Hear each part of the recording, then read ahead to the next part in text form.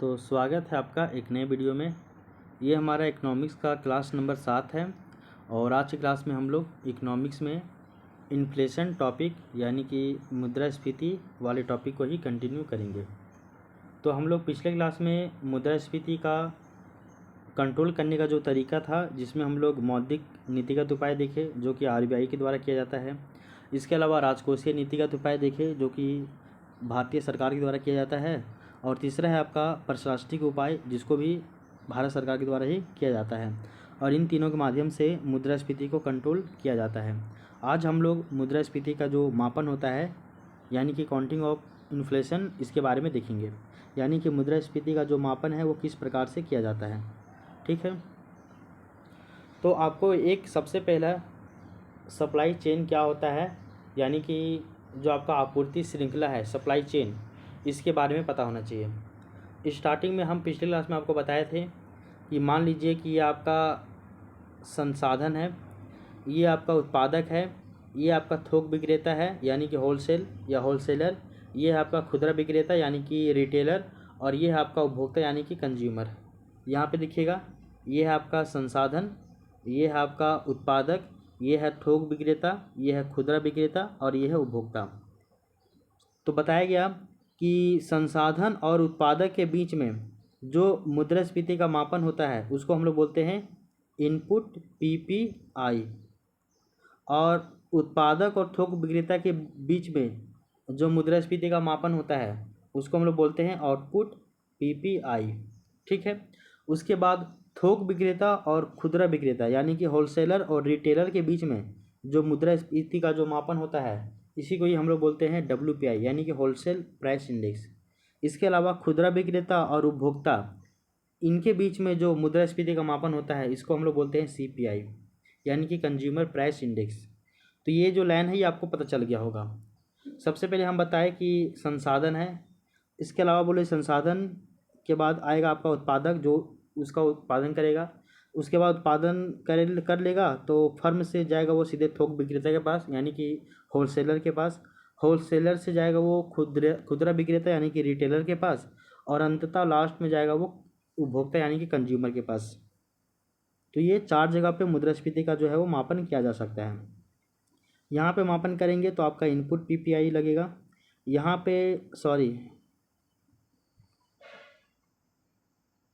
पे अगर मुद्रास्फीति का मापन करें तो इनपुट पीपीआई, यहाँ पे मुद्रास्फीति का मापन करें तो आपका आउटपुट पीपीआई, इन दोनों के बीच में मुद्रास्फीति का मापन करें तो आपका WPI, और इन दोनों के बीच में अगर मुद्रास्फीति का मापन करें तो CPI। ठीक है, वही यहाँ पे समझाया गया आपको। देखिए, सबसे पहले तो यहाँ पे आपका संसाधन होगा जो कि यहाँ पे मैप में, यहाँ पे जो है श्रृंखला में नहीं बना हुआ है। संसाधन से गया उत्पादक के पास, उत्पादक से गया थोक विक्रेता के पास, थोक विक्रेता से गया खुदरा विक्रेता, खुदरा विक्रेता से गया उपभोक्ता। संसाधन और उत्पादक के बीच में ये इनपुट है तो इसको बोलेंगे, इस जगह अगर इन्फ्लेशन का मापन करेंगे तो हम लोग इसको बोलेंगे इनपुट पीपीआई यानी कि प्रोड्यूसर प्राइस इंडेक्स। फिर उत्पादक से गया थोक विक्रेता यानी कि उत्पादक जो है वो इनपुट के रूप में कच्चे पदार्थ को लिया और उत्पादक जो है वो आउटपुट के रूप में फाइनल गुड्स दिया। तो उत्पादक और थोक विक्रेता के बीच में अगर इन्फ्लेशन का मापन करेंगे तो इसको हम लोग बोलेंगे आउटपुट पीपीआई, और पीपीआई मतलब प्रोड्यूसर प्राइस इंडेक्स। इसके बाद आएगा थोक विक्रेता, इसके बाद आएगा खुदरा विक्रेता। तो थोक विक्रेता से खुदरा विक्रेता के पास गया तो वहाँ पे जब मुद्रास्फीति का मापन करेंगे तो उसको हम लोग बोलेंगे WPI यानी कि होलसेल प्राइस इंडेक्स। और खुदरा विक्रेता से उपभोक्ता में गए तो यहाँ पे इन्फ्लेशन का जो मापन करेंगे ये हम लोग CPI में करेंगे यानी कि कंज्यूमर प्राइस इंडेक्स, जिसको हम लोग उपभोक्ता सूचकांक मूल्य कहते हैं। समझ में आया ये लाइन आपको? बहुत बेसिक है बट ये आपको समझ में आना चाहिए।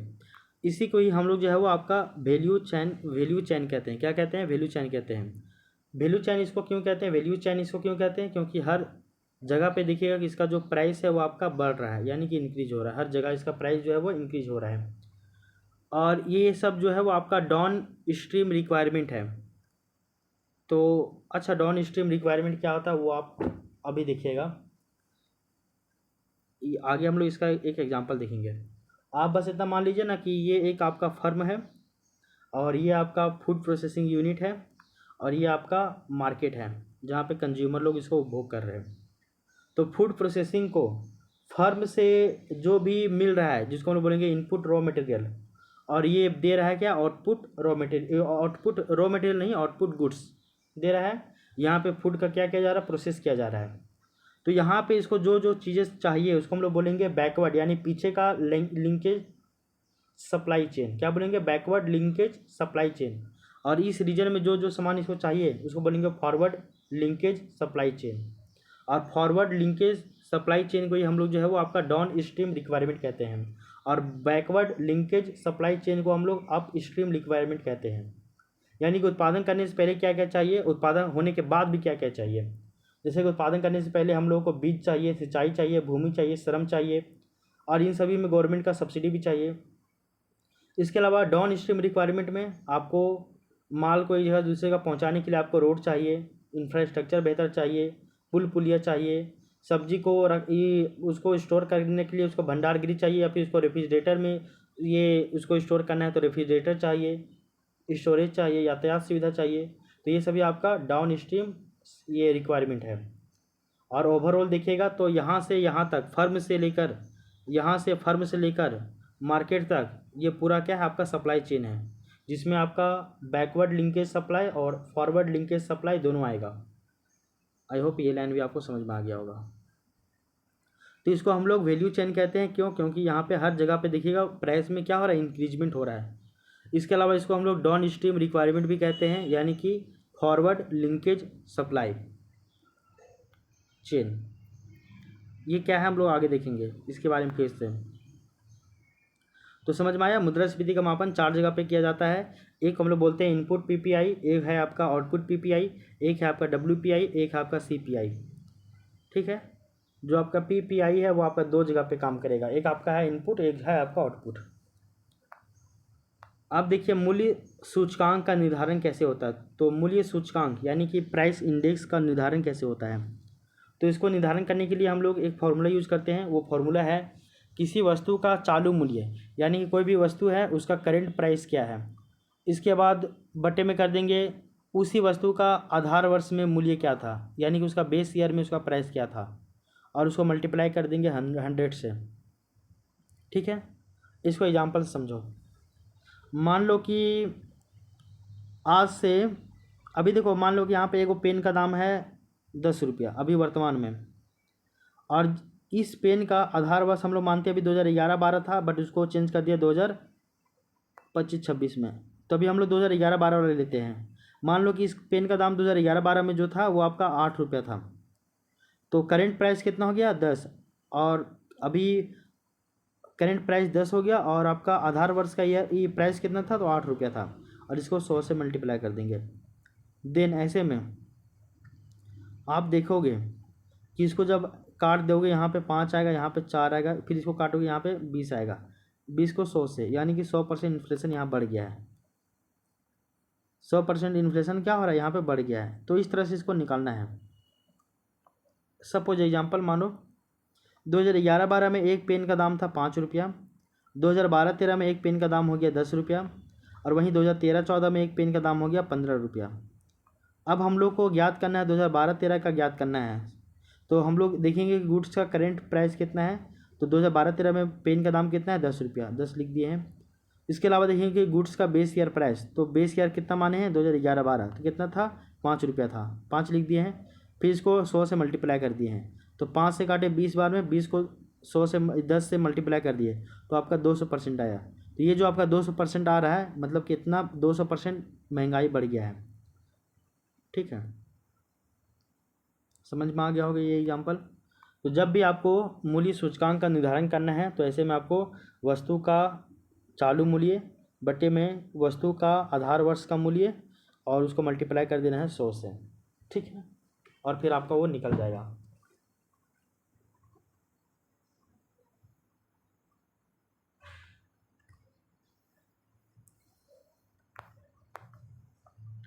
नेक्स्ट पॉइंट देखिए, भारत में मुद्रास्फीति दर का जो मापन है वो 3 मूल्य सूचकांकों के आधार पर किया जाता है। यानी कि भारत में जो इन्फ्लेशन है इसको 3 मूल्य सूचकांक में मापा जाता है।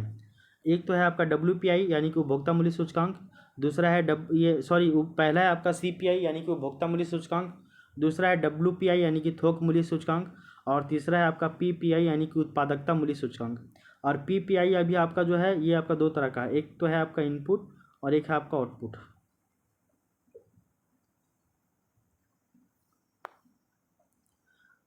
अब एक एक करके जानेंगे, उससे पहले थोड़ा सा आप सप्लाई चेन के बारे में जो कॉन्सेप्ट है वो समझ लो। बताया गया कि एक तरफ आपका फर्म है, क्या है, फर्म है, और दूसरा तरफ आपका मार्केट है, और बीच में आपका आ जाएगा फूड प्रोसेसिंग। तो ऐसे में देखिएगा कि ये जो फर्म है बनाया, ये देखिए फर्म से फूड प्रोसेसिंग कर रहा है यहाँ पे, तो ये जो फर्म जो है वो फूड प्रोसेसिंग के रूप में जो भी चीज़ें उसको प्रदान कर रहा है तो उसको हम लोग बोलेंगे इनपुट रॉ मटेरियल। और फूड प्रोसेसिंग जो है मार्केट में जो चीज़ें प्रदान कर रहा है उसको हम लोग बोलेंगे आउटपुट गुड्स या फिर फाइनल गुड्स। ठीक है, यहाँ पे फूड प्रोसेसिंग इंडस्ट्री है, यहाँ पे फूड का क्या किया जा रहा है, प्रोसेस किया जा रहा है। एक चीज़ याद रखिएगा कि आम से अचार बना, तो यह क्या हो गया, ये आपका फूड प्रोसेस हो गया। तो आम से अचार बना ये मतलब कि आपका फूड प्रोसेसिंग का ही पार्ट हो गया। तो देखिए एक तरफ आपका फर्म है, बीच में फूड प्रोसेसिंग इंडस्ट्री है, और लास्ट में आपका इधर एक तरफ मार्केट है।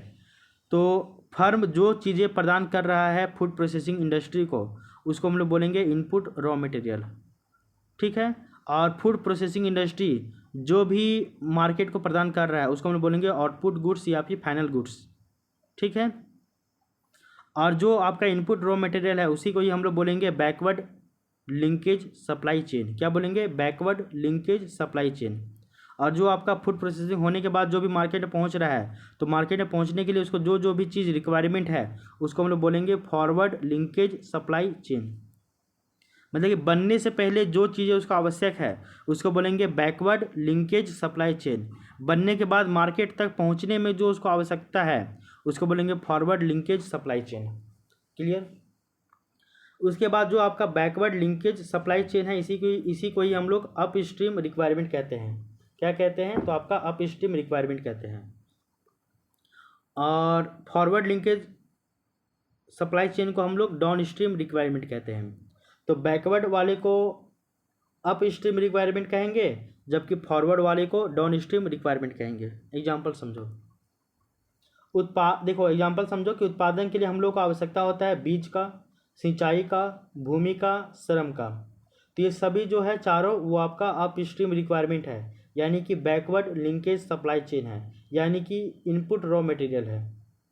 और गवर्नमेंट यदि इन सभी चीज़ों में सब्सिडी नहीं दिया तो इससे कृषि उत्पादक में क्या आएगी, महंगाई आएगी। समझ में आ गया। आगे देखो, डाउन स्ट्रीम रिक्वायरमेंट या फिर फॉरवर्ड लिंकेज ये क्या होता है। तो सब्जी को फ्रेश रखने के लिए रेफ्रिजरेटर की ज़रूरत होती है। आलू को स्टोर करने के लिए स्टोरेज की आवश्यकता होती है, भंडारगिरी की आवश्यकता होती है। फूड प्रोसेसिंग इंडस्ट्री से उसको मार्केट तक ले जाने में उसको रेल का, ट्रेन का, हवाई जहाज़ का आवश्यकता होता है, यानी कि यातायात सुविधा, ट्रांसपोर्टेशन ज़रूरी है। और ये भी आपका डाउन स्ट्रीम रिक्वायरमेंट यानी कि फॉरवर्ड लिंकेज है। और ओवरऑल देखिएगा तो ये सभी जो है वो आपका यहाँ से लेकर यहाँ तक ये सभी जो है वो आपका सप्लाई चेन है। तो सप्लाई चेन में ही फार्म आ जाएगा, फूड प्रोसेसिंग इंडस्ट्री आ जाएगा और आपका मार्केट भी आ जाएगा, यानी कि कंज्यूमर तक। फिर देखिएगा कि फूड प्रोसेसिंग इंडस्ट्री में वहाँ तक पहुँचने के लिए जो उसका रिक्वायरमेंट है उसको हम लोग इनपुट रॉ मटेरियल बोलेंगे। और फूड प्रोसेसिंग इंडस्ट्री से मार्केट तक पहुँचने में जो भी उसका रिक्वायरमेंट है उसको हम लोग फॉरवर्ड लिंकेज या फिर डाउन स्ट्रीम रिक्वायरमेंट कहते हैं। और ये भी याद रखिएगा कि इनमें से कोई भी लिंक में कमी होगा तो इससे सप्लाई चेन क्या हो जाएगा, टूट जाएगा। तो सप्लाई चेन कैसे टूटता है, प्रॉब्लम कहाँ से क्रिएट होता है वो आपको समझ में आ गया है।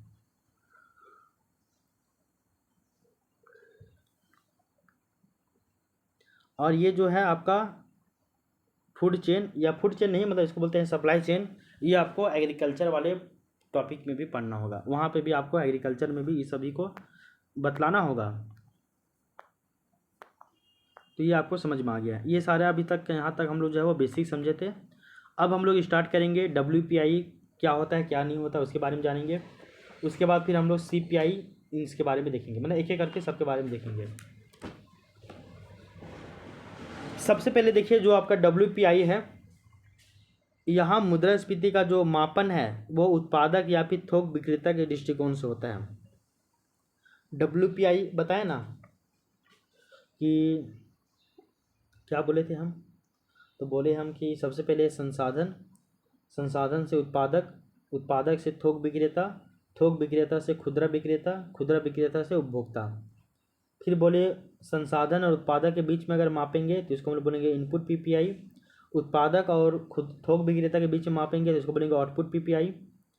फिर थोक विक्रेता और खुदरा विक्रेता के बीच में मापेंगे तो इसको हम लोग बोलेंगे WPI। और फिर बोले हम कि जो खुदरा विक्रेता है और उपभोक्ता के बीच में मापेंगे तो इसको हम लोग बोलेंगे CPI। तो हम लोग क्या पढ़ रहे हैं, WPI। तो WPI यानी कि होलसेल प्राइस इंडेक्स, यानी कि थोक मूल्य सूचकांक। तो ये किससे जुड़ा होता है, तो ये आपका उत्पादक या फिर थोक विक्रेता के दृष्टिकोण से यहाँ पे देखना होता है। देखिए ये संसाधन है, ये आपका उत्पादक है, ये आपका थोक विक्रेता है, ये आपका खुदरा विक्रेता है, ये आपका उपभोक्ता है। तो ये आपका थोक विक्रेता है, ये है उत्पादक, और यहाँ पे हम लोग WPI माप रहे हैं थोक विक्रेता और खुदरा विक्रेता के बीच में। तो थोक विक्रेता कितना में सामान खरीदा और वो कितना में बेच रहा है, तो यहाँ पे हम लोग जो मुद्रास्फीति को काउंट कर रहे हैं इसको बोलेंगे WPI। समझ में आया। तो एक लाइन हमेशा याद रखिएगा कि जो आपका WPI है ये आपका उत्पादक या फिर थोक विक्रेता के दृष्टिकोण से देखा जाता है। यानी कि जो आपका थोक विक्रेता है इसको कितने में मिल रहा है वो वस्तु, क्योंकि थोक विक्रेता किससे खरीद रहा है, तो वो आपका उत्पादक से खरीद रहा है। संसाधन, उत्पादक, थोक विक्रेता, खुदरा विक्रेता, उपभोक्ता। तो ये आपका थोक विक्रेता। तो थोक विक्रेता कितना में खरीद रहा है उद्योग से ये वस्तु को, समझे ना। और यहाँ केवल वस्तु के मूल्य में होने वाले वृद्धि यानी कि इन्फ्लेशन का मापन किया जाता है। किसमें, तो इसमें केवल वस्तु के मूल्य में होने वाला जो भी वृद्धि है उसको हम लोग मापेंगे। ओनली गुड्स को इसमें ऐड करेंगे, इसमें सर्विसेज को ऐड नहीं करेंगे। यानी कि WPI यानी कि होलसेल प्राइस इंडेक्स, थोक मूल्य सूचकांक में केवल वस्तु को शामिल किया जाता है। इसमें गुड्स वस्तु को शामिल करते हैं, इसमें सर्विसेज को शामिल नहीं करते हैं। ये 2-3 पॉइंट याद रखिएगा। इसके अलावा एक पॉइंट और भी याद रखिएगा कि 676 वस्तुओं को इसमें शामिल करते हैं। तो WPI के अंतर्गत हम लोग टोटल 676 वस्तु को शामिल करते हैं। तो 676 वस्तु को हम लोग इसमें शामिल करते हैं, मीन्स इन 676 वस्तुओं के औसत मूल्य में कितना वृद्धि हुआ है इसी को ही हम लोग मापते हैं। यानी कि 676 वस्तुओं के प्राइस को जोड़ दो तथा उसमें 676 वस्तुओं से उसको भाग दे दो तो एक वस्तु का प्राइस आ जाएगा, और इसी औसत मूल्य को ही हम लोग सामान्य कीमत स्तर यानी कि जनरल प्राइस लेवल कहते हैं। समझ में आया। WPI के अंतर्गत टोटल 676 वस्तुओं का जो है वो मापन करते हैं। यानी कि इसमें केवल गुड्स को शामिल करेंगे, सर्विसेज को शामिल नहीं करेंगे। और इसमें गुड्स कितना, तो 676 को गुड्स इसमें शामिल है। फिर बोला जा रहा है कि 676 जो भी गुड्स है इन सभी गुड्स के प्राइस को आपस में जोड़ दो, उसके बाद उसको 676 से भाग कर दो, उसके बाद जो भी डाटा निकल के आ रहा है उसी को ही हम लोग सामान्य कीमत स्तर यानी कि जनरल प्राइस लेवल कहते हैं। और हम लोग WPI के आधार पे इसको हम लोग निकालते हैं।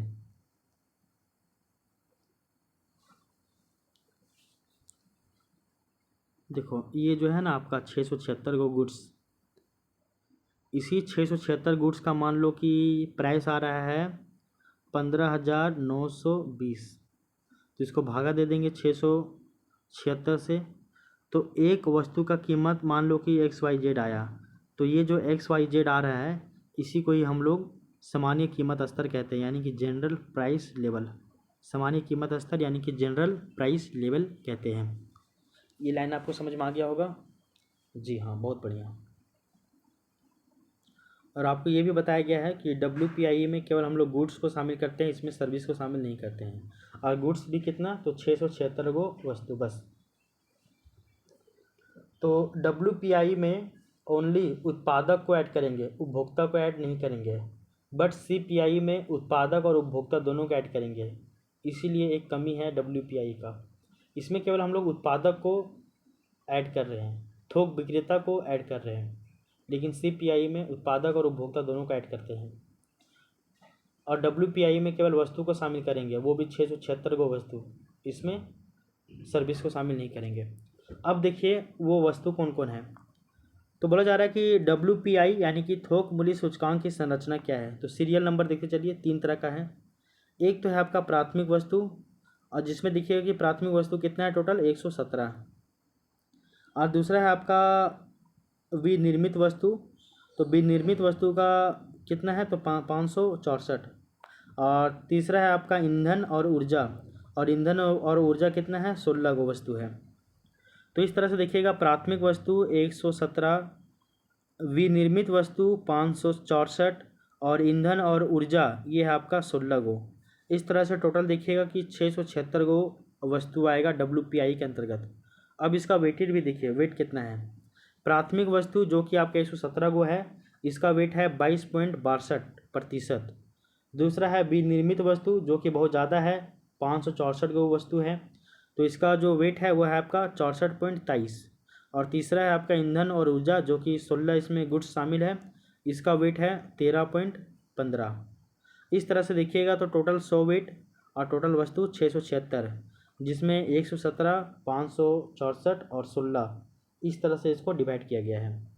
तो WPI के अंतर्गत केवल ये 676 को गुड्स को शामिल करेंगे, जिसमें प्राथमिक वस्तुएं 117, विनिर्मित वस्तुएं 564 और ईंधन और ऊर्जा 16 गो।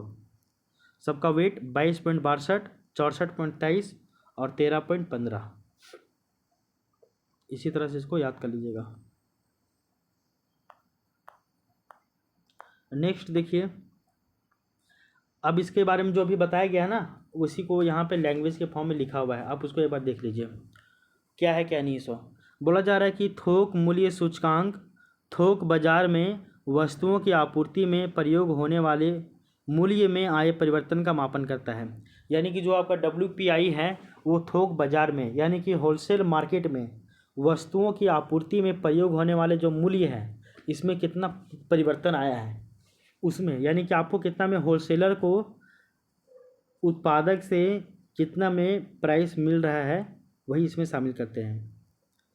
दूसरे शब्दों में, जिस मूल्य पर थोक विक्रेता उत्पादक से वस्तुओं का क्रय करता है, उस मूल्य में परिवर्तन उस मूल्य में होने वाले वृद्धि या कमी यानी कि परिवर्तन का मापन WPI यानी कि थोक मूल्य सूचकांक के आधार पर कहते हैं। सिंपल सी बात आप याद रखिएगा। क्या याद रखिएगा? तो सिंपल पॉइंट ये याद रखिएगा कि जिस मूल्य पर यानी कि जितना पैसा में थोक विक्रेता यानी कि होलसेलर उत्पादक से वस्तुओं का क्रय करता है, यानी कि कितना पैसा में जो होलसेलर आदमी कितना पैसा में कोई वस्तु खरीदा है उत्पादक से, ठीक है ना। मतलब कि जिस मूल्य पर थोक विक्रेता उत्पादक से वस्तुओं का क्रय करता है, उस मूल्य में होने वाले वृद्धि या फिर कमी यानी कि परिवर्तन का जो मापन है वो WPI के आधार पर किया जाता है। सिंपल लैंग्वेज में फिर समझो कि उत्पादक यानी कि प्रोड्यूसर और एक तरफ है आपका थोक विक्रेता यानी कि होलसेलर। तो बोला जा रहा है कि जो व्यक्ति होलसेलर है वो होलसेलर उत्पादक से कितना प्राइस में किसी भी वस्तु को खरीद रहा है और उसमें कितना जो उस मूल्य में कितना परिवर्तन हो रहा है, कि ज़्यादा हो रहा है कि कम हो रहा है, उसका जो मापन है WPI के आधार पे करेंगे। यानी कि हम हो गए होलसेलर और दुकानदार हो गया उत्पादक। तो हम दुकानदार से कितना प्राइस में कोई भी वस्तु खरीद रहे हैं, जैसे चीनी खरीद 10 रुपये kg, तो ये जो मूल्य में परिवर्तन हो रहा है उसको हम लोग WPI के आधार पर मापेंगे।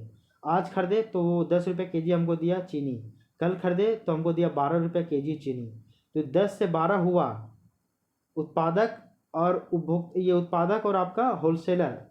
तो होलसेलर में हम आ गए और उत्पादक में वो आ गया दुकानदार।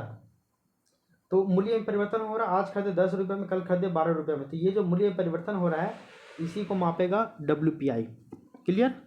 आगे देखिए एक और परिभाषा है। दूसरे शब्दों में, जब मुद्रास्फीति का मापन उत्पादक के दृष्टिकोण से किया जाता है तब उसमें प्रयोग किए जाने वाले सूचकांक को थोक मूल्य सूचकांक कहा जाता है। सिंपल सी बात है, जब मुद्रास्फीति का जब हम लोग मापन जो है वो प्रोड्यूसर यानी कि उत्पादक के दृष्टिकोण से करेंगे, जब मुद्रास्फीति का मापन उत्पादक के दृष्टिकोण से किया जाता है तब उसमें प्रयोग होने वाला जो भी इंडेक्स है उस इंडेक्स को हम लोग WPI इंडेक्स कहते हैं, यानी कि थोक मूल्य सूचकांक कहते हैं। समझ में आया? दो को परिभाषा समझिएगा।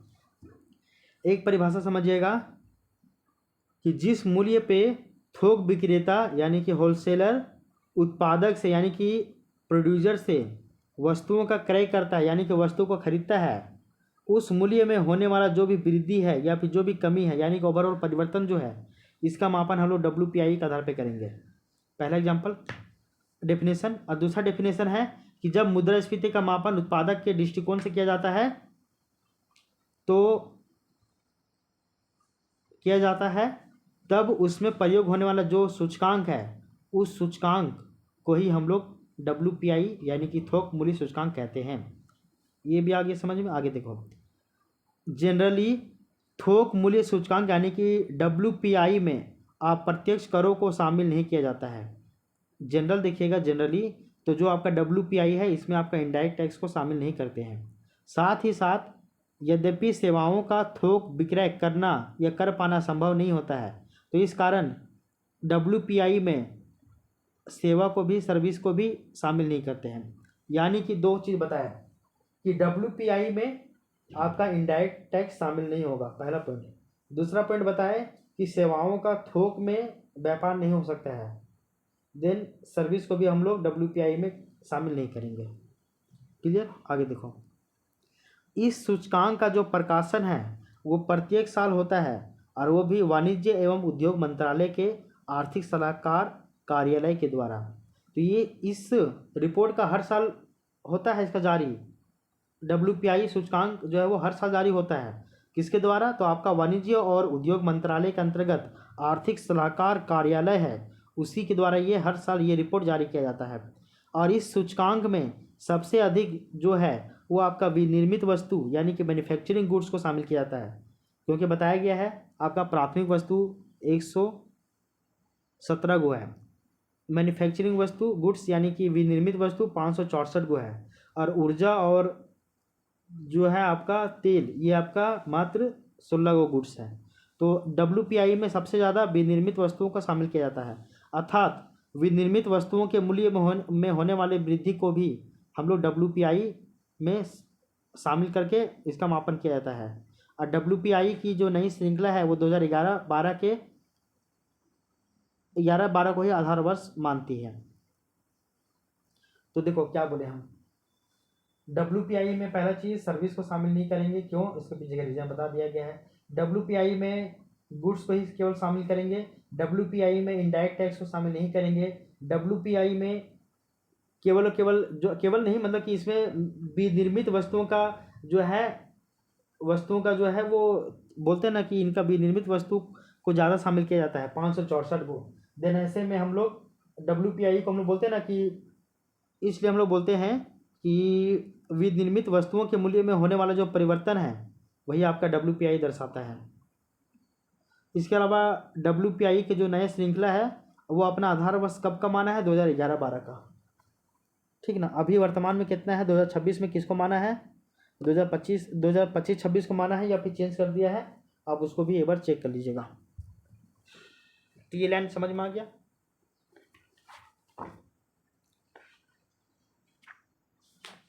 अब हम लोग जो है वो इसका निकालने का एक तरीका जो है उसको हम लोग देखते हैं। इसका तरीका क्या है? सो WPI कैसे निकाला जाता है उसका एक जो है वो तरीका देखो। ये रहा यहाँ पे, एक बार इसको हम पूरा पढ़ देते हैं, ठीक है। थोक मूल्य सूचकांक थोक बाजार में वस्तुओं की आपूर्ति में प्रयोग होने वाले मूल्य में आए परिवर्तन का मापन करता है। दूसरे शब्दों में, जिस मूल्य पर थोक विक्रेता उत्पादक से वस्तुओं का क्रय करता है उस मूल्य में होने वाले वृद्धि या फिर कमी यानी कि परिवर्तन का मापन थोक मूल्य सूचकांक के आधार पर किया जाता है। दूसरे शब्दों में, जब मुद्रास्फीति का जो मापन है वो उत्पादक के दृष्टिकोण से किया जाता है तब उसमें प्रयोग किए जाने वाले सूचकांक को ही थोक मूल्य सूचकांक कहा जाता है। सामान्यतः थोक मूल्य सूचकांक में अप्रत्यक्ष करों को शामिल नहीं किया जाता है। साथ ही साथ यद्यपि सेवाओं का थोक विक्रय संभव नहीं है, तो इस कारण इस सूचकांक में सेवाओं को भी शामिल नहीं किया जाता है। इस सूचकांक का प्रकाशन प्रत्येक वर्ष वाणिज्य एवं उद्योग मंत्रालय के आर्थिक सलाहकार कार्यालय के द्वारा किया जाता है और इस सूचकांक में सबसे अधिक विनिर्मित वस्तुओं यानी कि मैन्युफैक्चरिंग गुड्स इसी को ही शामिल किया जाता है। अर्थात विनिर्मित वस्तुओं के मूल्य में होने वाले वृद्धि को ही WPI में शामिल करके इसका मापन किया जाता है और WPI की नई श्रृंखला हेतु 2011-12 को आधार वर्ष बनाया गया है। अब इसका हम लोग निकालने का तरीका जो है इसको हम लोग देखेंगे। यहाँ पे बतलाया जा रहा है सपोज एग्जांपल के माध्यम से कि किसी पेन का जो मूल्य है 2010-2011 में 10 रुपया था। आज 2024 नहीं, आज मान लो 2026 में इस पेन का जो प्राइस है वो थोक बाज़ार में यानी कि होलसेल मार्केट में 20 रुपया हो गया है। और यहाँ पे देखिए पेन का प्राइस 2010-11 में 10 रुपया था और अभी वर्तमान में 2026 में थोक बाज़ार में होलसेल मार्केट में इसका प्राइस 20 रुपया हो जाएगा। देन ऐसे में इसका बेस ईयर 2010 से 11 का मानेंगे और उसमें इसका प्राइस कितना था ये 10 रुपया और चालू मूल्य यानी कि करेंट प्राइस में इसका मूल्य कितना है 20 रुपया। तो 2010-11 से 2026 के बीच में इस पेन के मूल्य में कितना वृद्धि हुआ, तो इसको निकालने के लिए तरीका करेंट प्राइस 20, बेस ईयर का प्राइस 10 और इसको 100 से मल्टीप्लाई तो 10 बार में तो ये 200%, यानी कि इन्फ्लेशन जो है 2010 से 11 की तुलना में 2026 में 200% बढ़ गया है इसके अनुसार।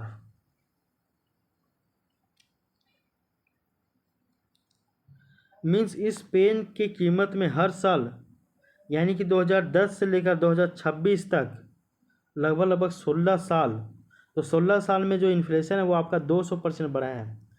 प्रत्येक साल अगर निकालेंगे एक साल में कितना बढ़ा है, अगर देखो 16 साल में 200% तो एक साल में कितना होगा, तो लगभग ये 15% के करीब होगा।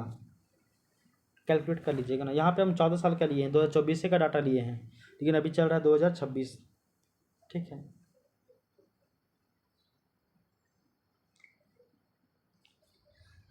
ये भी आपको समझ में आ ही गया होगा। तो इसको निकालने का तरीका समझ में आया ना, बस यही चीज़ है, ज़्यादा इसमें आप उलझना नहीं है। तो WPI क्या है तो उसका आप समझ जाइएगा, उसमें किसको शामिल करते हैं किसको शामिल नहीं करते हैं वो भी समझ में आ गया है। अब हम लोग देखते हैं कि जो आपका WPI है इसके डिसएडवांटेज क्या है, यानी कि इसके अवगुण क्या है WPI के। तो पहला चीज़ WPI के द्वारा सेवाओं में होने वाले मूल्य वृद्धि को नहीं मापा जाता है, किंतु भारत की GDP में सेवाओं का जो योगदान है वो लगभग 50% से भी अधिक है।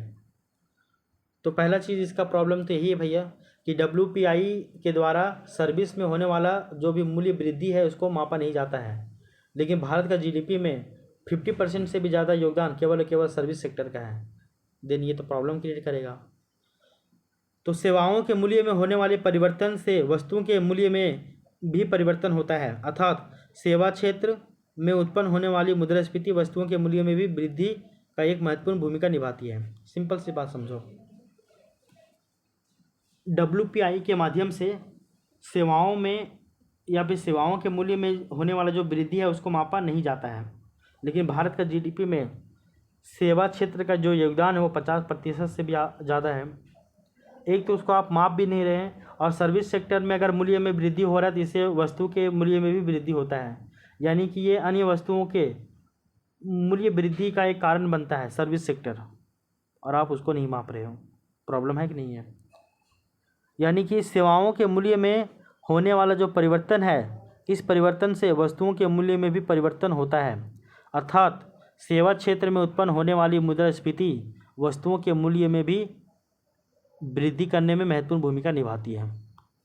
एग्जाम्पल समझो, कोचिंग जो है, कोचिंग का फीस बढ़ जाए तो इसमें वस्तुओं के दाम में भी वृद्धि होगा। क्यों बढ़ेगा? ट्रांसपोर्टेशन कॉस्ट बढ़ा, तो इससे वस्तु का प्राइस भी बढ़ेगा। ओवरऑल जीडीपी में 50% योगदान केवल सेवा क्षेत्र का है और आप उसे ही WPI में शामिल नहीं कीजिएगा तो ये असली चेहरा तो बताएगा ही नहीं महंगाई का। समझ में आया कि नहीं आया, इसको भी याद रखिएगा।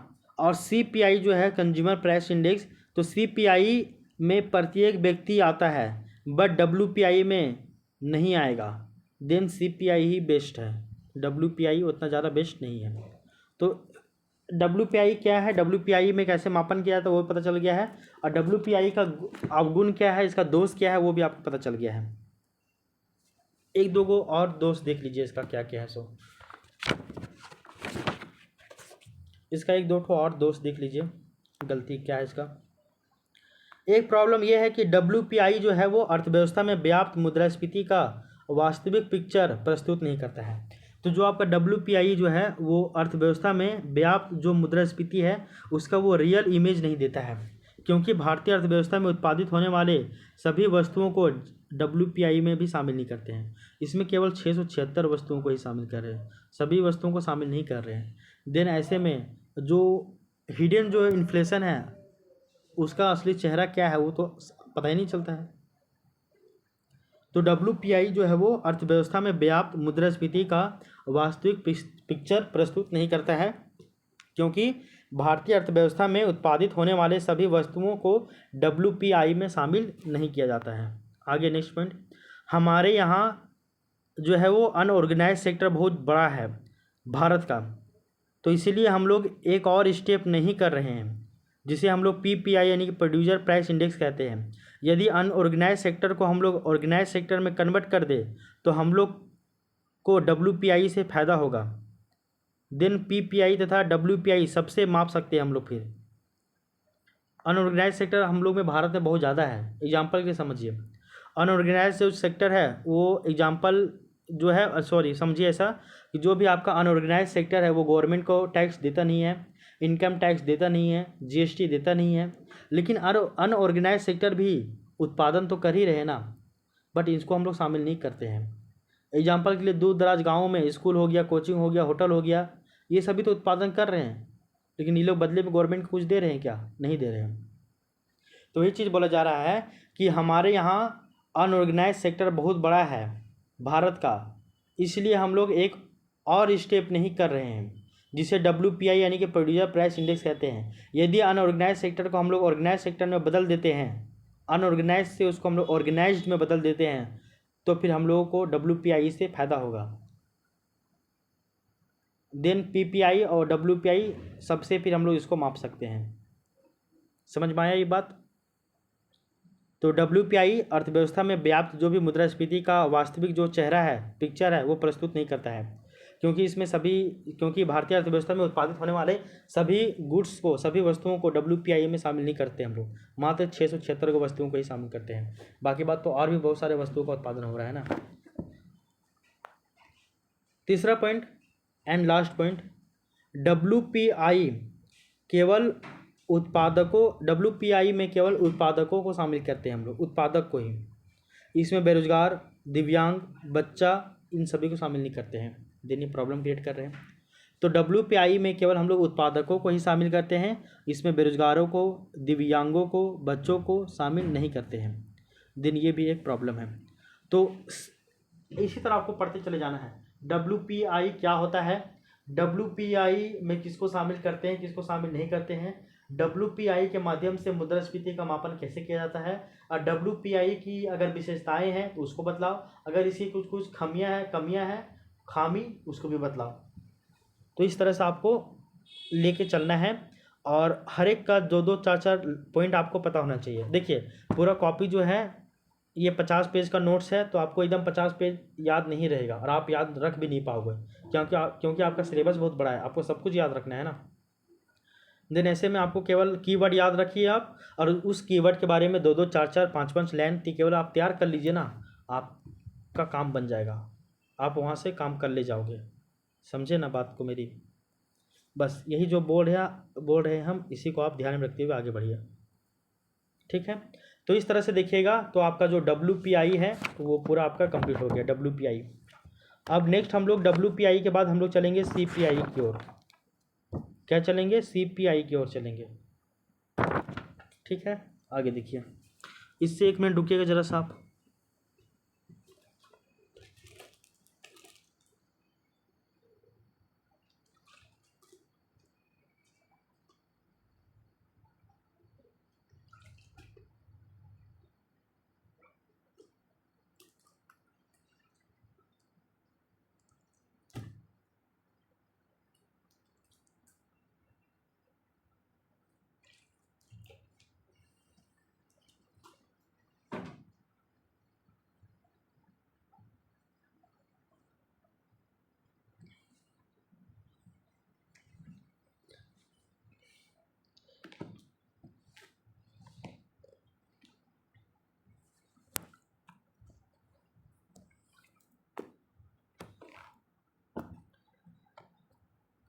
तो WPI क्या होता है, होलसेल प्राइस इंडेक्स क्या होता है, वो आपको समझ में आ गया है। और इसमें टोटल 676 गुड्स को ही हम लोग शामिल करते हैं, बस ये आपको पता होना चाहिए। इसके आगे देखिए नेक्स्ट पॉइंट। अब हम लोग पढ़ेंगे CPI यानी कि कंज्यूमर प्राइस इंडेक्स, जिसको हम लोग बोलते हैं उपभोक्ता मूल्य सूचकांक। ये भी आपका काफ़ी ज़्यादा इंपॉर्टेंट होता है और इसके बारे में भी आपको पता होना चाहिए।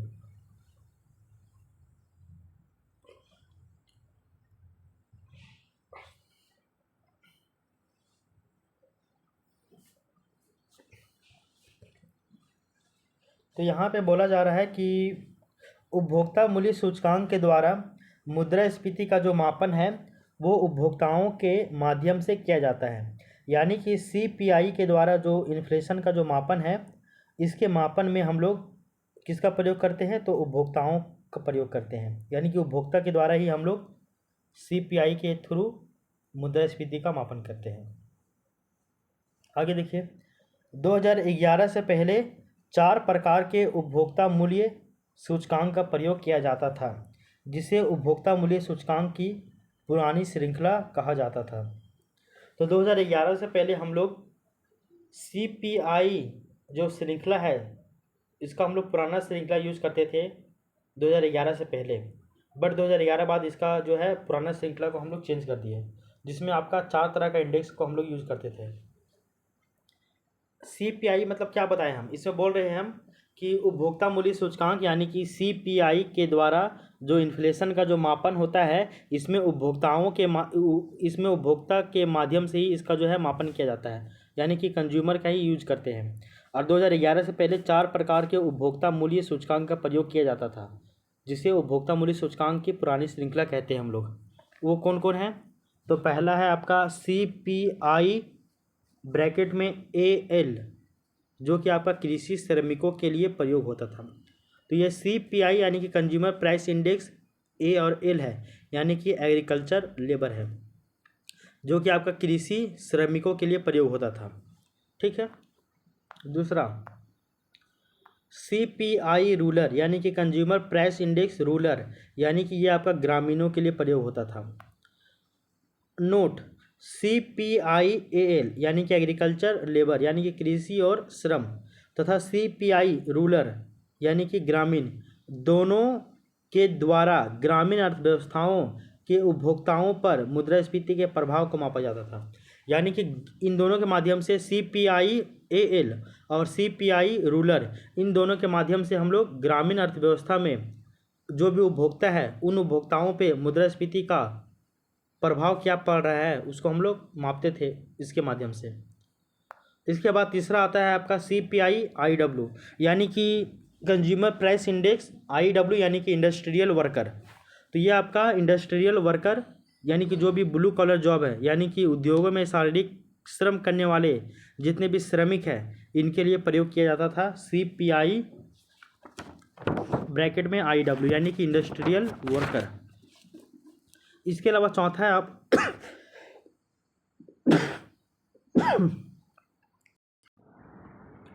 तो और चौथा पॉइंट क्या है आपका, तो वो है आपका CPI UNME यानी कि कंज्यूमर प्राइस इंडेक्स UNME यानी कि अर्बन नॉन मैनुअल एम्प्लॉय। तो U से अर्बन, N से नॉन, एम से मैनुअल, ई से एम्प्लॉय, यानी कि मानसिक श्रम करने वाले कर्मचारियों के लिए इसका प्रयोग किया जाता था। तो मानसिक श्रम करने वाले जो भी कर्मचारी है, एम्प्लॉय है, उनका यूज मतलब उनके लिए ये प्रयोग किया जाता था CPI-UNME। अब देखिए जो आपका 3 और 4 है, यानी कि CPI-IW यानी कि इंडस्ट्रियल वर्कर, और CPI-UNME यानी कि अर्बन नॉन मैनुअल एम्प्लॉय, इन दोनों का जो यूज है वो शहरी अर्थव्यवस्थाओं के जो भी उपभोक्ता है, कंज्यूमर है, इसके ऊपर इन्फ्लेशन का क्या प्रभाव पड़ता है उसको मापने के लिए किया जाता है या किया जाता था। समझ में आया? फिर से बता दे रहे हम। एक तो है आपका CPI-AL, एक है आपका CPI रूलर, एक है आपका CPI-IW, एक है आपका CPI-UNME। इसका यूज, इन दोनों का यूज ग्रामीण अर्थव्यवस्था में जो भी कंज्यूमर है, उपभोक्ता है, उसके ऊपर इन्फ्लेशन का क्या प्रभाव पड़ रहा है उसको काउंट करने के लिए किया जाता था। और IW और आपका UNME ये आपका शहरी क्षेत्रों में जो भी उपभोक्ता है उसके ऊपर इन्फ्लेशन का क्या प्रभाव पड़ा उसको काउंट करने के लिए इन दोनों का यूज किया जाता था, 3 और 4 वाले का, यानी कि CPI-IW का, CPI-UNME का। समझ में आया? इसका मतलब क्या होता है वो समझ लीजिए थोड़ा सा। UNME का मतलब क्या है? तो उद्योगों और जो सेवा क्षेत्र है यहाँ पे मानसिक श्रम करने वाले लोग, तो इसको इसमें शामिल किया जाता है। तो देखो CPI यानी कि CPI-IW यानी कि इंडस्ट्रियल वर्कर, यहाँ पे ब्लू कॉलर जॉब यानी कि जो भी शारीरिक श्रम करते हैं उसको ब्लू कॉलर जॉब के अंतर्गत शामिल कर रहे हैं, और उसको हम लोग CPI-IW की में शामिल कर लेंगे। इसके अलावा कुछ कुछ ऐसे भी लोग हैं जो उद्योग में और सेवा क्षेत्र में मानसिक श्रम कर रहे हैं, तो उनको हम लोग CPI-UNME इसके अंतर्गत शामिल करेंगे। समझ में आया? आगे देखो, ओल्ड सीरीज जो है वो CPI मापने का कंप्लीट हो गया है, जिसका बेस ईयर 2011-12 था। समझ में आया? तो ये ओल्ड सीरीज हो गया CPI मापने का, यानी कि कंज्यूमर प्राइस इंडेक्स, इसके द्वारा मुद्रास्फीति को मापने का ये ओल्ड सीरीज था, जिसका बेस ईयर कितना था? 2011-12 था।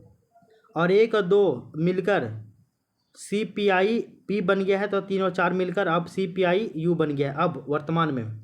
ये इसको हम लोग अभी देखेंगे आगे। अभी तक हम क्या बताए हैं वो देखिए आप। जो आपका कंज्यूमर प्राइस इंडेक्स होता है, यहाँ पे मुद्रास्फीति का जो मापन है वो उपभोक्ताओं के माध्यम से किया जाता है, पहला पॉइंट।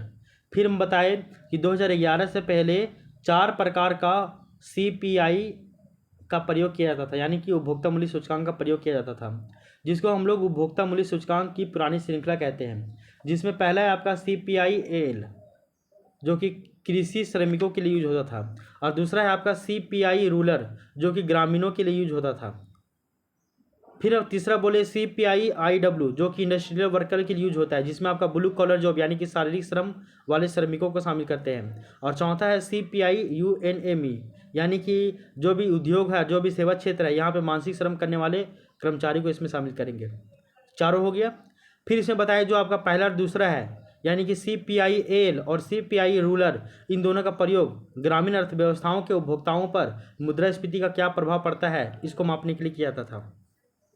और वहीं तीसरा और चौथा यानी कि CPI-IW और CPI-UNME, इन दोनों का प्रयोग शहरी अर्थव्यवस्थाओं के उपभोक्ताओं पर मुद्रास्फीति का क्या प्रभाव पड़ा है उसको मापने के लिए इसका यूज़ किया जाता था।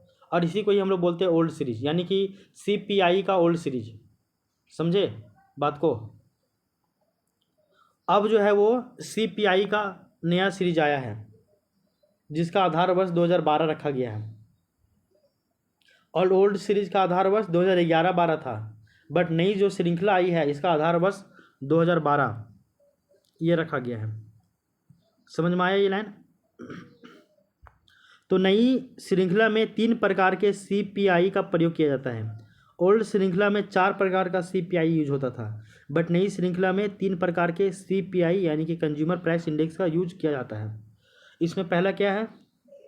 पहला है आपका CPI ब्रैकेट में R यानी कि कंज्यूमर प्राइस इंडेक्स, R मतलब रूलर। इसका अर्थ क्या होता है? ग्रामीण क्षेत्र में रहने वाले व्यक्तियों के लिए प्रयोग होता है, जिसमें रोजगार युक्त और बेरोजगार सभी को शामिल किया जा रहा है। यानी कि गांव में रहने वाले जितने भी व्यक्ति हैं, चाहे वो रोजगार करते हो चाहे वो बेरोजगार हो, इन सभी को हम लोग CPI-R के अंतर्गत शामिल कर देंगे। CPI-R के अंतर्गत शामिल कर देंगे। समझ में आ गया ये।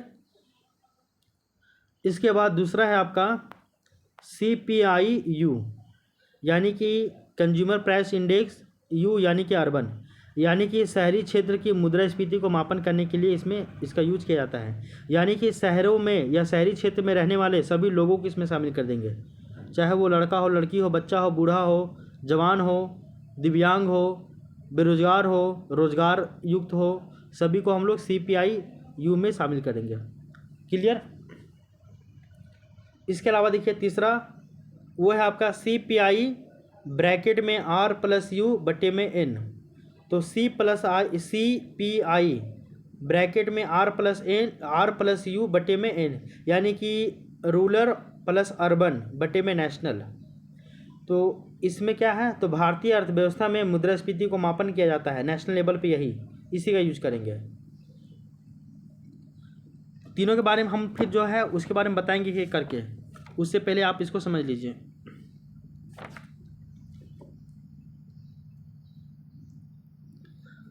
पुराना श्रृंखला समझ में आ गया। नया श्रृंखला में क्या बोले हम, एक जगह रहेगा आपका CPI-R,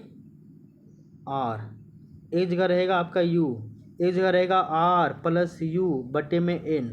यह है नेशनल लेवल पे। यह है आपका ग्रामीण अर्थव्यवस्था में मुद्रास्फीति का मापन, यह है आपका शहरी अर्थव्यवस्था में मुद्रास्फीति का मापन, और यह है राष्ट्रीय स्तर पे अर्थव्यवस्था में मुद्रास्फीति का मापन।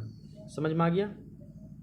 और पहले अलग था, 4 गो था, चारों पुरानी श्रृंखला थी, उसको रिप्लेस कर दिए। उसका आधार वर्ष 2011 था, 11-12 था, और नया श्रृंखला जो आया है इसका आधार वर्ष 2012 है। पहला जो श्रृंखला आया था उसका 4 गो CPI था इंडेक्स, इसमें हम लोग 3 तरह का CPI का यूज कर रहे हैं। समझ में आ गया ये पॉइंट। ये सब तो आपको रटा जाएगा, आप 1-2 बार वीडियो देखिएगा ना, तो ये सारा कहानी आपको ना रटा हुआ हो जाएगा, एकदम परेशानी नहीं होगा फिर तो आपको कभी परेशानी नहीं होगा।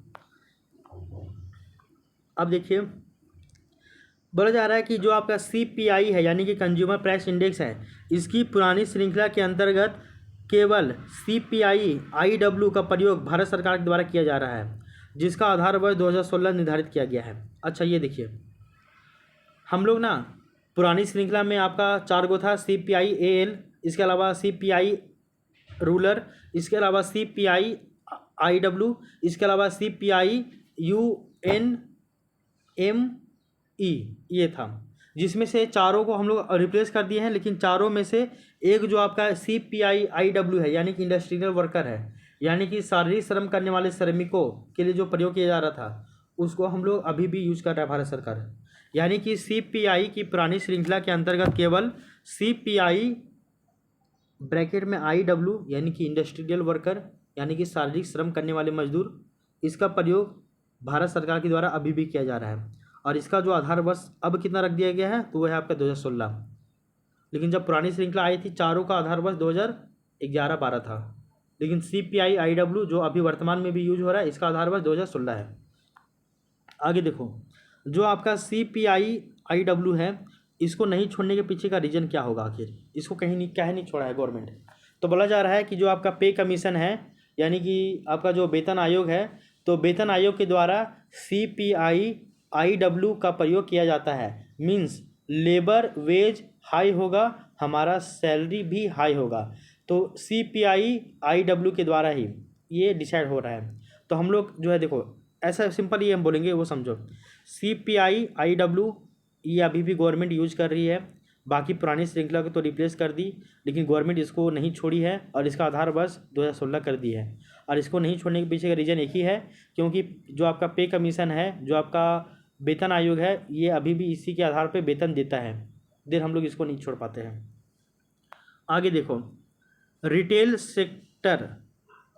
सेक्टर जिसमें हम लोग रिलायंस, BSNL ये सभी में अगर काम कर रहे हैं, तो आप रिटेल सेक्टर में काम कर रहे हैं। इसके अलावा बैंक एसोसिएशन में सैलरी हाई, ये किसके द्वारा निर्धारित होता है, तो वो आपका बैंक के द्वारा ही निर्धारित होता है। उसमें आपका CPI-IW के द्वारा निर्धारित नहीं होता है। अच्छा देखिए, दो चीज़ हम बता रहे हैं, सिंपल समझो, ऐसे समझो ना, ऐसे समझिए कि भारत में जितना भी जॉब है, सभी जॉब में कितना सैलरी होगा, हाई सैलरी होगा, लो सैलरी होगा, इसका जो निर्धारण है वो आपका CPI-IW यानी कि कंज्यूमर प्राइस इंडेक्स, IW यानी कि इंडस्ट्रियल वर्कर, इसके द्वारा ही जो है वो निर्धारित किया जाता है। और इसका जो बेस ईयर है वो 2016 रखा गया है। लेकिन अगर आप रिटेल सेक्टर में काम करोगे, यानी कि रिलायंस में, BSNL में, या फिर आप बैंक एसोसिएशन में काम करोगे, देन वहाँ पे जो आपका सैलरी जो है वो आपका CPI-IW के द्वारा निर्धारण नहीं किया जाएगा। बाकी बात, आप GPSC में क्वालिफाई कीजिए तो आपका भी जो सैलरी होगा वो आपका CPI-IW के द्वारा ही डिसाइड किया जाएगा, और इसका बेस ईयर 2016 ही रखा गया है। समझे इस बात को।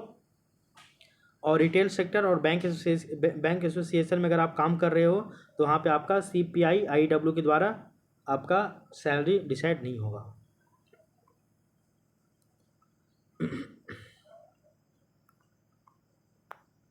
समझ में आ गया ये सारा बातें। अब नेक्स्ट पॉइंट देखिए, बोला जा रहा है कि CPI की जो नई श्रृंखला है, तो CPI की नई श्रृंखला को इसलिए प्रस्तुत किया गया है क्योंकि पुरानी श्रृंखला में बेरोजगार व्यक्तियों को शामिल नहीं किया गया था।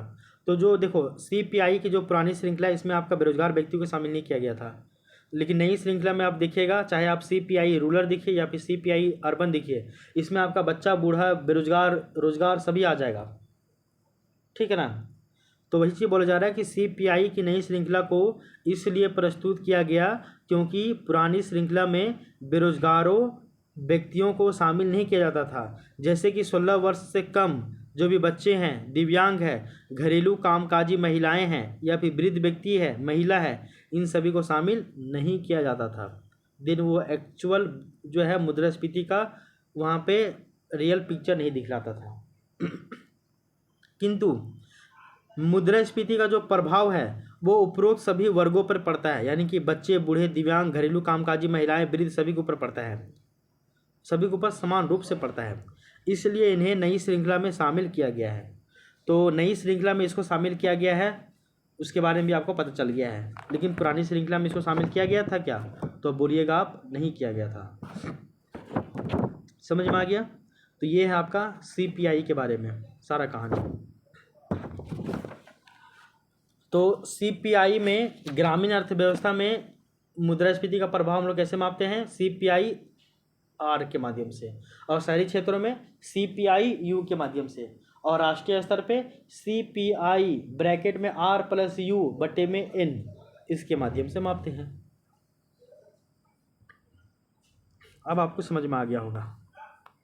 अब ज़्यादा नहीं बचा हुआ, थोड़ा सा और बचा हुआ है, और आपका नेक्स्ट ये इन्फ्लेशन जो टॉपिक है, मुद्रास्फीति, ये भी आपका जो है पूरा कंप्लीट हो जाएगा।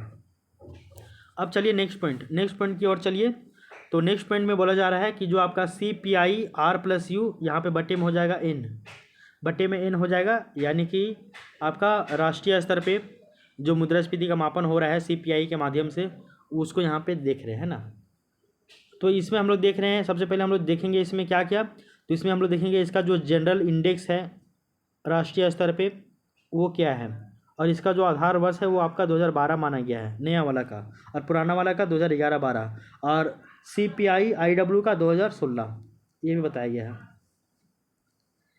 इसमें क्या क्या रखा गया देखिए, जैसे कि आपका WPI में आपका 3 तरह का वस्तु रखा गया था, सामान्य वस्तु या फिर प्राथमिक वस्तु, मध्यवर्ती वस्तु, और आपका ऊर्जा और क्या था आपका ईंधन, जो कि टोटल मिला के आपका 676 को वस्तु था। लेकिन अगर आप इसमें देखिएगा CPI में, तो CPI में इसका तो हम लोग वेट यानी कि इसका भार देखेंगे, लेकिन इसमें कौन कौन वस्तु है वो शामिल नहीं किया गया है, इसका केवल वेट बतलाया गया है। और इसमें घटक में क्या क्या है, तो पहला घटक हो जाएगा आपका भोज्य एवं पेय पदार्थ, यानी कि खाने पीने वाला पदार्थ। दूसरा हो जाएगा आपका पान और तंबाकू पदार्थ। तीसरा हो जाएगा आपका ईंधन, यानी कि आपका फ्यूल, और आपका प्रकाश यानी कि लाइट। चौथा हो जाएगा आपका कपड़ा, जूता और बिस्तर। पांचवा हो जाएगा आपका आवास, और छठा हो जाएगा आपका विविध यानी कि मिश्रित वस्तु, इसमें आपका सेवा भी शामिल हो जाएगा। अब सभी का भार देखिए, ये रटने वाला है, ये आपको रटना ही पड़ेगा। जैसे कि आप खाने पीने वाले सामान में देखिएगा तो इसका जो वेट है वो आपका है 45.86%। ये इंपॉर्टेंट है। पान और तंबाकू का भार है 2.38। ईंधन और प्रकाश का भार है 6.84। और कपड़ा, बिस्तर और जूता का भार है 6.53। और आवास का भार है 10.07। और विविध यानी कि जो भी मिश्रित वस्तु है इसका भार है 28.32। इसमें आपको 3 को एटलीस्ट तो याद रखना चाहिए कि जो आपका CPI है इसमें इसका जो आधार वर्ष 2012 रखे हैं, इसमें किसको किसको शामिल कर रहे हैं, तो आपका खाने पीने वाला सामान 45.86%, इसके अलावा विविध वाला सामान आपका 28.32%, आवास आपका 10.7%, और बाकी बात देखिएगा आपका 6.62 ऐसे करके है। सबसे कम आपका पान और तंबाकू में है 2.38। तो ये जो डाटा है ना वो आपको एकदम याद होना चाहिए। ये डाटा एकदम आपको याद होना ही चाहिए, तभी याद नहीं रहेगा फिर दिक्कत है। ठीक है, ये आपको बताया जा रहा है। टोटल देखिएगा तो आपका ये 100% इसका भार यहाँ तक आ गया। तो जिस तरह से हम लोग WPI के गुण और WPI के गुण तो नहीं, मतलब WPI का जो भी आपका डिसएडवांटेज था यानी कि अवगुण था उसको देख लिए, उसी तरह अब हम लोग देखते थोड़ा सा CPI का गुण। CPI का अवगुण नहीं है, अगर अवगुण होता है इसका भी हम लोग यूज नहीं करते, इसका गुण ही है, गुण ही पढ़ो। CPI का क्या क्या गुण है, तो बोला जा रहा है कि इसमें लगभग सभी प्रकार के सेवाओं को शामिल किया गया है जो अधिकतम व्यक्तियों से क्या है संबंधित है। सभी इसमें सर्विसेज को शामिल किया गया है, गुड्स भी शामिल है, सर्विसेज को भी शामिल किया गया है। दूसरा पॉइंट, CPI हमें बतलाता है कि उपभोक्ता वास्तविकता में किस प्रकार की आर्थिक समस्या से ग्रसित है, और अर्थात मुद्रास्फीति का उपभोक्ताओं पर कैसा प्रभाव पड़ रहा है। ये हम लोग को रियल पिक्चर दिखता है CPI के माध्यम से। WPI के माध्यम से हम लोगों को रियल पिक्चर इसका नहीं पता चलता है, लेकिन CPI के माध्यम से हम लोगों को इसका जो है वो रियल पिक्चर पता चलता है। समझ में आ गया। तो पहला चीज़ बताया कि इसमें लगभग सभी प्रकार की सेवाओं को शामिल किया गया है जो कि अधिकतम व्यक्तियों से क्या है संबंधित है। और दूसरा इसका गुण है कि CPI हमें बतलाता है कि उपभोक्ता जो है वो वास्तविकता में किस प्रकार की आर्थिक समस्या से ग्रसित है, और ये भी बतलाता है कि मुद्रास्फीति का जो है वो उपभोक्ताओं के ऊपर कैसा प्रभाव पड़ रहा है। समझे, यही सब इसका गुण है। CPI का कोई भी अवगुण नहीं है, बिकॉज इसमें सभी व्यक्तियों को शामिल किया गया है, सभी गुड्स को शामिल किया गया है, सभी सर्विसेज को शामिल किया गया है। मीन्स जो भारत में रहेगा वो उपभोग करेगा ही करेगा, कंज्यूम करेगा ही करेगा, तो उस पर प्रभाव तो पड़ेगा ही ना मुद्रास्फीति का, और आप सभी को शामिल कर ही दे रहे हो इसमें, तो फिर बढ़िया है ना। अच्छा, एक आपको पता होगा रांची साइड आपका एक क्षेत्र पड़ता है तमाड़। तो तमाड़ में देखिएगा कि एक आपका तेमारा घाटी है जिसको हॉन्टेड प्लेस कहा जाता है, झारखंड का भी और इंडिया का भी। यहाँ पे आपका स्पेस ट्रैवलिंग का, टाइम ट्रैवलिंग का, ये सब का कॉन्सेप्ट बहुत ज़्यादा है। ये हॉन्टेड प्लेस भी है। यहाँ पे आपका समय जाइएगा एक बेगे 2057 2032 ऐसे करके दिखाने लगेगा। और इसी जैसा एक मूवी है आपका इंटरस्टेलर मूवी, वो भी इसी तरह का मूवी है। इसका इन्फ्लेशन से कोई भी संबंध नहीं है, बस वो मिला बतला दिया। अच्छा, यहाँ तक की बातें आपको समझ में आ गई होगी। CPI क्या है, WPI क्या था, PPI purchasing power parity, sorry ये प्रोड्यूसर प्राइस इंडेक्स क्या है, ये सर नहीं बतलाए हम लोग को। तो आप कोशिश कीजिएगा कि जो आपका PPI है, जैसे कि WPI बतला दिया गया है, CPI बतला दिया गया है आपको, लेकिन जो आपका PPI है वो आपको नहीं बतलाया गया है। तो आप कोशिश कीजिएगा उसके बारे में आप खुद से पढ़ लीजिएगा। अब इतना ज़माना हो गया, गूगल वगैरह इंटरनेट में सर्च कीजिएगा ना, आपको सारा कुछ मिल जाएगा। अब एक लास्ट पॉइंट हम लोग पढ़ेंगे कि CPI क्या होता है और WPI क्या होता है, मतलब इसके दोनों के बीच में क्या संबंध है वो जानेंगे। उसके बाद हम लोग हेडलाइन इंडिकेटर यानी कि आपका कोर इन्फ्लेशन क्या होता है और आपका हेडलाइन इन्फ्लेशन क्या होता है, इसके बारे में भी हम लोग थोड़ा सा इसके बारे में पढ़ लेंगे। और उसके बाद फिर देखेंगे कि आपका जो है मुद्रास्फीति वाला जो टॉपिक है वो भी कंप्लीट हो जाएगा। तो चलिए CPI और WPI में एक बेसिक दोनों में अंतर देखते हैं। सबसे पहले WPI के द्वारा केवल वस्तुओं के एक बास्केट में होने वाले औसत मूल्य वृद्धि यानी कि मुद्रास्फीति का मापन किया जाता है, और वहीं CPI के द्वारा वस्तुओं और सेवाओं के एक बास्केट के औसत मूल्य में होने वाले परिवर्तन का मापन किया जाता है, यानी कि इसमें गुड्स एंड सर्विस दोनों को शामिल कर रहे हैं। दूसरा, WPI में मुद्रास्फीति का जो मापन है वो उत्पादक के दृष्टिकोण से किया जाता है, जबकि CPI के द्वारा मुद्रास्फीति का मापन उपभोक्ता के दृष्टिकोण से किया जाता है। दो अंतर। तीसरा अंतर है कि WPI के द्वारा थोक बाजार में उत्पन्न मुद्रास्फीति का मापन किया जाता है, जबकि CPI के द्वारा खुदरा बाजार या फिर उपभोक्ता बाजार में जो भी उत्पन्न मुद्रास्फीति की दर है इसका मापन किया जाता है। यानी कि खुदरा बाजार और उपभोक्ता बाजार में क्या मुद्रास्फीति का दर हो रहा है वो CPI के द्वारा मापेंगे, लेकिन WPI के द्वारा केवल थोक बाजार में जो भी मुद्रास्फीति का जो दर है उसको यहाँ पे मापा जाएगा। आगे WPI में मुद्रास्फीति का मापन सप्लाई चेन के प्रथम अवस्था में किया जाता है। प्रथम अवस्था यानी कि प्रोड्यूसर से होलसेलर के पास क्या गया गुड्स, ये हो गया प्रथम चरण में मापन। और वहीं CPI के द्वारा इन्फ्लेशन का मापन सप्लाई चेन के अंतिम अवस्था में किया जाता है, यानी कि रिटेलर से कंज्यूमर के पास गया गुड्स। अंतिम चरण में मापन होता है, फिर यहाँ पे सप्लाई चेन समाप्त हो जाता है, यानी कि बहुत ही कारगर सिद्ध है। और ये प्रारंभिक चरण में ही माप रहे हैं, तो इसके बाद आगे में भी तो बढ़ सकता है दाम, इसलिए बताया गया था ना। यहाँ पे आपका संसाधन है, उत्पादक है, खुदरा ये थोक विक्रेता है, खुदरा विक्रेता है, उपभोक्ता है। यहाँ पे इनपुट PPI, यहाँ पे आउटपुट PPI, यहाँ पे देखिएगा कि थोक विक्रेता और ये खुदरा विक्रेता, तो यहाँ पे WPI, यहाँ पे देखिएगा कि खुदरा विक्रेता और उपभोक्ता, तो यहाँ पे CPI। तो ये आपका अंतिम चरण है, तो ये ज़्यादा फायदा करता है। ये आपका प्रारंभिक चरण में ही माप रहा है यहाँ पे ही, तो इसके बाद भी तो दाम बढ़ेगा ना, तो ये प्रॉब्लम क्रिएट करता है। समझ में आ गया होगा। WPI में केवल उत्पादन प्रक्रिया में भाग लेने वाले लोगों को ही शामिल किया जाता है WPI में, जबकि CPI में सभी प्रकार के उपभोक्ताओं को शामिल किया जाता है, चाहे वो एम्प्लॉय हो या फिर नहीं हो, चाहे वो उत्पादन प्रक्रिया में भाग ले रहे हो या फिर नहीं हो। सिंपल। और ओवरऑल देखा जाए तो जो CPI है इसका काफ़ी ज़्यादा जो है ये काफ़ी ज़्यादा कॉम्प्रिहेंसिव इसका अप्रोच है CPI का, बट WPI का ऐसा कुछ नहीं है। तो ये दोनों के बीच में अंतर था, CPI और आपका WPI। इन दोनों में क्या अंतर है वो आपको जो है वो समझ में आ गया होगा। CPI और आपका WPI दोनों में क्या अंतर था।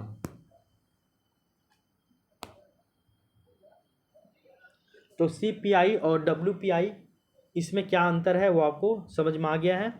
अब नेक्स्ट पॉइंट एक और है छोटा सा, कोर इन्फ्लेशन और आपका हेडलाइन इन्फ्लेशन दोनों में क्या अंतर है, इसको आप पढ़ लीजिए, फिर आपका इन्फ्लेशन जो टॉपिक है वो आपका पूरा द एंड हो जाएगा, कंप्लीट हो जाएगा। कोर इन्फ्लेशन के बारे में बोला जा रहा है कि कोर इन्फ्लेशन, उसे कोर इन्फ्लेशन कहते हैं क्योंकि खाद्य पदार्थ, अच्छा देखो कोर इन्फ्लेशन किसको कहते हैं, तो बोला जा रहा है कि कोर इन्फ्लेशन में हम लोग किसको शामिल करते हैं, तो खाद्य पदार्थ ईंधन के मूल्य अत्यधिक विचलन करते हैं, और इस कारण हेडलाइन इन्फ्लेशन में भी विचलन का गुण शामिल। अच्छा रुकिए, अच्छा सॉरी ये यहाँ से नहीं होगा, ये यहाँ से स्टार्ट कीजिए। पहले हम लोग हेडलाइन इन्फ्लेशन के बारे में जानते हैं, उसके बाद हम लोग पढ़ेंगे कोर इन्फ्लेशन। बोला जा रहा है कि हेडलाइन इन्फ्लेशन यानी कि मुद्रास्फीति में उन सभी वस्तुओं और सेवाओं को शामिल किया जाता है। बोला जा रहा है कि हेडलाइन इन्फ्लेशन में उन सभी वस्तुओं और सेवाओं को शामिल किया जाता है जिसका प्रयोग उपभोक्ताओं के द्वारा किया जाता है। तो जो भी गुड्स एंड सर्विसेज का प्रयोग उपभोक्ता कर रहा है उन सभी को हेडलाइन इन्फ्लेशन में शामिल करेंगे। इस कारण हेडलाइन इन्फ्लेशन का निर्धारण या तो उपभोक्ता मूल्य सूचकांक के द्वारा या फिर थोक मूल्य सूचकांक के माध्यम से किया जा सकता है। यानी कि हेडलाइन इन्फ्लेशन का मापन आप WPI या फिर CPI दोनों के माध्यम से कर सकते हो। जब हेडलाइन इन्फ्लेशन का मापन CPI का प्रयोग करके किया जाता है तो उसको हम लोग CPI हेडलाइन सूचकांक कहते हैं, और वहीं जब हेडलाइन इन्फ्लेशन का मापन WPI का प्रयोग करके करते हैं तो उसको हम लोग हेडलाइन WPI सूचकांक कहते हैं। सिंपल सी बात है। हेडलाइन इन्फ्लेशन वो आपका फूड, इसके अलावा आपका फ्यूल आइटम, इन सभी में हम लोग देखते हैं। देखो अच्छा सॉरी, जो भी आपका हेडलाइन इन्फ्लेशन है तो हेडलाइन इन्फ्लेशन में आप माइनस कर देते हो फ्यूल को और आपका फूड को, यानी कि खाने पीने को, और आप ईंधन को आप जब घटा देते हो हेडलाइन इन्फ्लेशन में तो जो भी आपका डाटा बच रहा है वही आपका कोर इन्फ्लेशन है। यानी कि हेडलाइन इन्फ्लेशन में हम लोग किसको शामिल करते हैं, यानी कि जो चीज़ें वस्तुओं, जो भी वस्तु और सेवा उपभोक्ता के द्वारा प्रयोग किया जा रहा है उसको हम लोग हेडलाइन इन्फ्लेशन कहेंगे। और हेडलाइन इन्फ्लेशन में जब आप फ्यूल को और खाद्य पदार्थ को घटा दोगे तो आपका जो कोर इन्फ्लेशन है वो निकल के आ जाता है। यानी कि खाद्य पदार्थ और ईंधन को घटाने से कोर मुद्रास्फीति आता है, और ये दोनों बहुत ही ज़्यादा फ्लैक्चुएट यानी कि विचलन करता है इनका दाम। फ्यूल ये आपका इंटरनेशनल ट्रेड से संबंधित है, और इस कारण से बहुत ज़्यादा विचलित करता है। आगे देखिए, जब हेडलाइन इन्फ्लेशन खाद्य पदार्थ एवं ईंधन जैसे वस्तुओं को देखिए, जब हेडलाइन इन्फ्लेशन से आप खाद्य पदार्थ और ईंधन जैसे वस्तुओं के मूल्य को जब आप निकाल देते हो, तो जो भी आपके पास बच रहा डाटा उसी को ही हम लोग कोर इन्फ्लेशन कहते हैं। समझ में आया? तो ये समझ में आया कि जब हम लोग हेडलाइन इन्फ्लेशन से खाद्य पदार्थ और ईंधन जैसे वस्तुओं के मूल्य को निकाल देते हैं तो उसे हम लोग कोर इन्फ्लेशन कहते हैं। आगे, तो उसको हम लोग क्या कहते हैं? कोर इन्फ्लेशन कहते हैं, क्योंकि खाद्य पदार्थ एवं ईंधन के मूल्य में अत्यधिक विचलन होता है और इस कारण हेडलाइन इन्फ्लेशन में भी विचलन का गुण विद्यमान होता है। दूसरे शब्दों में, कोर इन्फ्लेशन हेडलाइन इन्फ्लेशन की तुलना में ज़्यादा स्थिर होता है। तो देखो, कोर इन्फ्लेशन जो है वो काफ़ी ज़्यादा स्थिर होता है, जबकि हेडलाइन इन्फ्लेशन स्थिर नहीं होता है, क्योंकि इसमें सब कुछ शामिल है। सामान्यतः ईंधन के मूल्य में विचलन का जो मुख्य कारण है वो आपका अंतर्राष्ट्रीय कारक यानी कि इंटरनेशनल फैक्टर है, तथा खाद्य पदार्थों के मूल्य में होने वाला जो विचलन है उसका कारण है मानसून की तीव्रता। इसके ऊपर ये निर्भर करता है। तो खाद्य पदार्थ में विचलन हो रहा है तो ये आपका मानसून के कारण हो रहा है, जबकि फ्यूल में यानी कि ईंधन में अगर विचलन हो रहा है उसके प्राइस में, तो इसका कारण हो जाएगा इंटरनेशनल फैक्टर, अंतर्राष्ट्रीय कारक हो जाएगा। तो समझ में आया हेडलाइन इन्फ्लेशन क्या होता है और आपका कोर इन्फ्लेशन क्या होता है? ये छोटा सा था आपका, तो इसके बारे में भी आपको ये पॉइंट जो है वो क्लियर हो गया होगा। ज़्यादा नहीं है, इसके बारे में एक दो लाइन और भी आप गूगल वगैरह कीजिएगा ना तो इसके बारे में और भी डिटेल से आपको कहानी वगैरह जो है वो मिल जाएगा, इसमें ज़्यादा उलझिएगा नहीं। इतना केवल इतना याद रखिएगा कि हेडलाइन इन्फ्लेशन में हम लोग सभी को हम लोग शामिल करते हैं, सभी गुड्स एंड सर्विसेज का शामिल करते हैं जिसका यूज उपभोक्ता करता है, जबकि कोर इन्फ्लेशन में हम लोग फ्यूल और जो है खाद्य पदार्थ इसको हटा के जो बच रहा है उसको हम लोग कोर इन्फ्लेशन में शामिल करेंगे। कोर इन्फ्लेशन ज़्यादा आपका स्थिर रहता है, स्टेबल रहता है, बट हेडलाइन इन्फ्लेशन स्थिर नहीं रहता है, क्योंकि इसमें आपका खाद्य पदार्थ भी शामिल है और इसमें आपका खाद्य पदार्थ के साथ साथ आपका फ्यूल यानी कि ईंधन वगैरह भी शामिल होता है। तो इस तरह से देखिएगा तो आपका जो मुद्रास्फीति यानी कि इन्फ्लेशन का जो टॉपिक था वो पूरा टॉपिक आपका कंप्लीट हो गया है। काफ़ी बड़ा टॉपिक था ये इन्फ्लेशन, और इसको हम लोग पूरा कंप्लीट कर लिए हैं इन्फ्लेशन टॉपिक को। तो अगर हम लोग देखें इन्फ्लेशन टॉपिक आपका जब कंप्लीट हो गया है तो ग्रुप ए का 2 गो टॉपिक, एक है आपका नेशनल इनकम यानी कि राष्ट्रीय आय 3 क्लास में, और दूसरा टॉपिक इन्फ्लेशन यानी कि मुद्रास्फीति 4 क्लास में। ये दोनों टॉपिक आपका कंप्लीट हो गया है। हम लोग को इकोनॉमिक्स में टोटल बड़े बड़े 32 गो टॉपिक पढ़ना है, जिसमें से 2 गो टॉपिक आपका ऑलरेडी कंप्लीट हो गया है, और ये 2 गो टॉपिक जो है वो आपका बहुत ही बेहतरीन तरीके से तैयार हो गया होगा। आप इसको 1 से 2 बार वीडियो को और देखिएगा ना तो आपका जो है वो सारा डाटा क्लियर हो जाएगा। ठीक है, तो फिर आपको जो है वो परेशान होने की आवश्यकता नहीं है, बस आप इसी तरह वीडियो में बने रहिए।